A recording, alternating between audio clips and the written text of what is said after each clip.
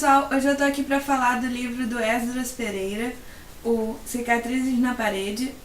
Esse livro o próprio autor me enviou e muito obrigada por ter me enviado o livro pra gente poder conversar aqui no canal e no blog. Qualquer autor que escrever um livro e quiser que eu leia e comente aqui no canal, só entra em contato comigo que eu envio o meu endereço e a gente faz essa troca. Esse livro é um romance histórico e vocês sabem que eu gosto bastante de livros desse tipo. Eu de cara fiquei encantada com a capa, eu achei muito bonita e no livro tem várias ilustrações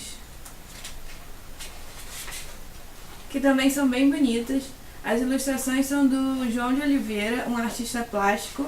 Ele escreveu aqui na orelhinha falando do trabalho dele para esse livro. O livro se passa por várias épocas, mas começa em 1830, lá na África. A gente vai conhecer o Enitan e a família dele. E o Enitan um dia tá caçando e quando ele volta para casa, ele encontra a esposa, as filhas e o filho presos por membros de uma outra tribo. E ele já sabe provavelmente o que vai acontecer com a família dele, que é ser vendida como escravo. Por medo de ficar longe da família ou de que aquelas pessoas acabassem maltratando a família dele, ele se entrega e não faz nada e acaba sendo levado como escravo também e vendido. E a família dele toda é vendida para os portugueses e vem parar aqui no Brasil. E nesse começo o autor vai tratar bem do que acontece com os escravos. A escravidão é abominável, mas essa família vai sofrer muito e eles vão ser separados e o Enitan vai passar pelos piores tipos de tortura por ser uma pessoa que demonstra ali que está com raiva daquela situação e que não vai ser facilmente domesticada, digamos assim, mas seu dono vai fazer tudo para quebrar isso daí. O que acontecia com as escravas, né, aqui no Brasil também é duramente retratado no livro. As filhas do Enitan vão para um lugar, a esposa dele para um lugar pior ainda, e esses personagens têm um destino bem cruel. Aí a história vai dar um salto.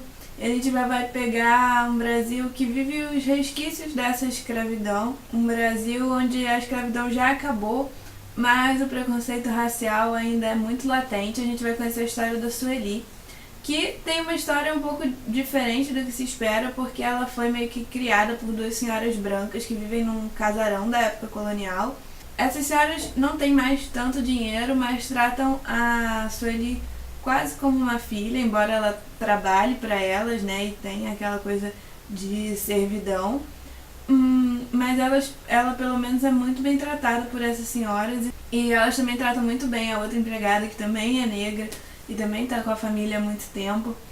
E a gente vai acompanhar um pouco a saga aí da Sueli.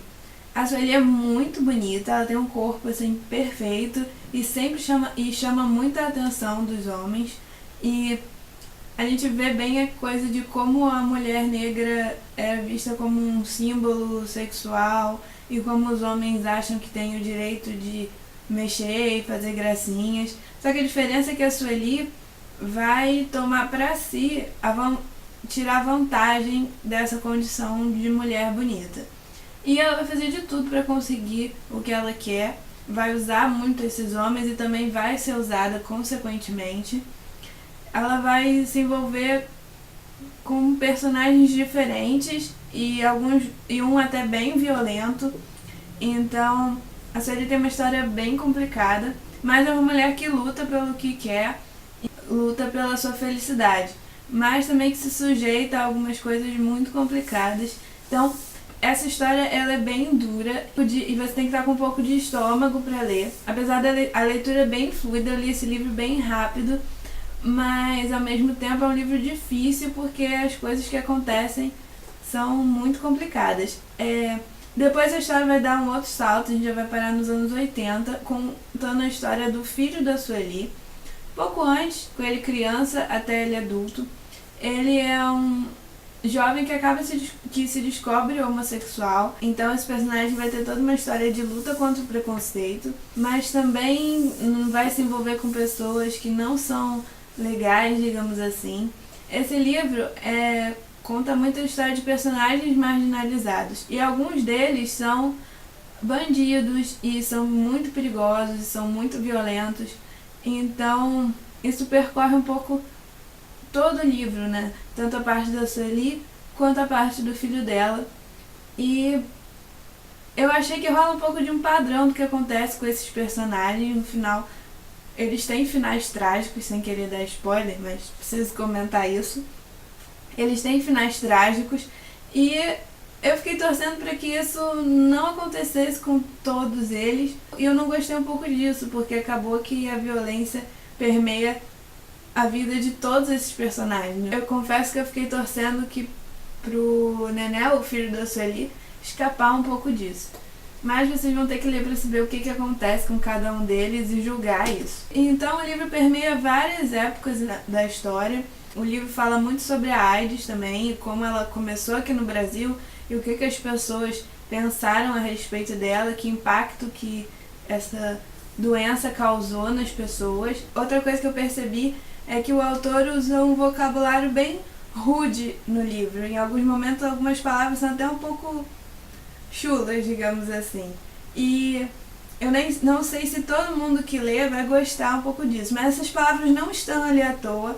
Você percebe que é como se os próprios personagens falassem esses termos, apesar do livro ser narrado em terceira pessoa, a gente percebe que é como se os próprios personagens usassem esses termos, sabe? Essas palavras não estão ali em vão. Assim como a violência não está ali em vão. Como eu falei, os personagens lidam com muitos personagens que estão marginalizados e meio desesperados. Então tudo pode acontecer quando se junta esses fatores, né? Então tudo pode acontecer quando se junta esses fatores.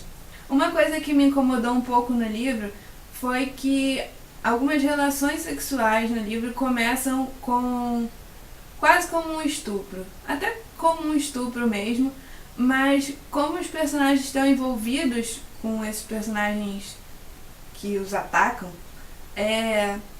eles acabam aceitando ou até gostando daquela relação. E eu fico muito preocupada se isso não estaria banalizando um pouco o estupro. Pelo que os personagens pensam durante essas situações, eu tendo a crer que não. Mas eu gostaria que vocês lessem e me dissessem o que vocês acharam desses pedaços, porque são situações que requerem muito cuidado, porque não é porque aconteceu dessa forma no livro que o personagem sempre sentiria prazer com aquela situação. Então, eu fiquei um pouco incomodada com algumas situações que acontecem no livro e não sei se haveria outros caminhos possíveis aí para essa história. Então é isso, pessoal, que eu queria falar sobre o livro do Esdras. Eu espero que vocês leiam, principalmente quem gosta de romance histórico.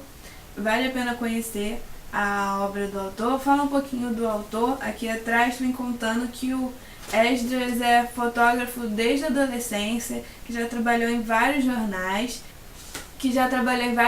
como o Jornal do Brasil. Hoje ele tem uma coluna no Folha da Manhã, que é um jornal importante no interior do estado.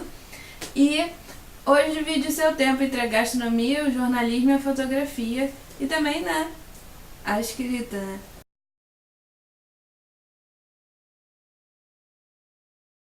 Então é isso, pessoal. Espero que vocês tenham gostado do vídeo.